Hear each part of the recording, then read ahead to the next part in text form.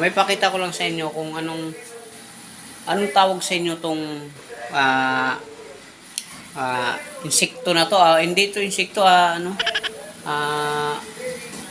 basta papakita ko sa inyo anong kasing bilang to. Kaya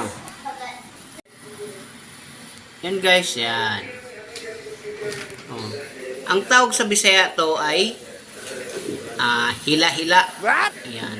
Ayan ko lang kung parehas ang tawag sa inyo nito. Hindi to siya ahas Para siyang linta. Maiksi lang yan, pero pag gumapang yan, mahaba siya. Hila-hila to, hila-hila. Ayan o, lalaglag. Nalaglag. Nakita mo siya? Ayan o, parang linta. Paki-comment na lang kung anong tawag sa inyo yan.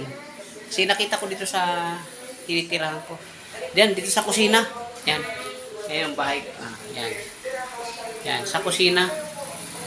Yan. Dito sa kusina, nakita ko yan. So, yan, ang bahay. Tinitirahan ko. So, yan. Paki-comment na lang kung anong tawag sa inyo yan. Kasi ang tawag sa amin yan sa Bisaya, hila-hila. O yun ko lang sa Tagalog kung anong tawag yan. Dito sa Cavite. Yan. Yan siya gumagapang siya Para siyang linta, no? Pero hindi siya linta yan guys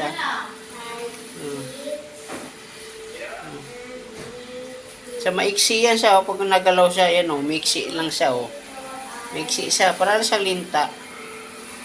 Pero hindi siya linta, malagkit siya Yan malagkit siya, malagkit. Yan malagkit. Pag nahawakan mo siya, malagkit. Ang linta naman, di naman ganyan Ayan, mahaba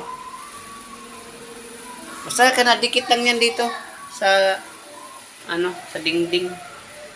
Yan, kasi itong tinitira ko, hindi pa to finishing dito sa kusina. Ayan. So, alam na tayo, nangungupahan lang tayo. Ayan. Guys, kung alam nyo yan, ayan, curious lang ako kasi, yan, may bangka ako dito. Pag nagbaha, ito na sasakyan ko. What? Ayan, bangka. Diyan ako sasakay pag baha, papuntang Imus. Alright. Thank you so much.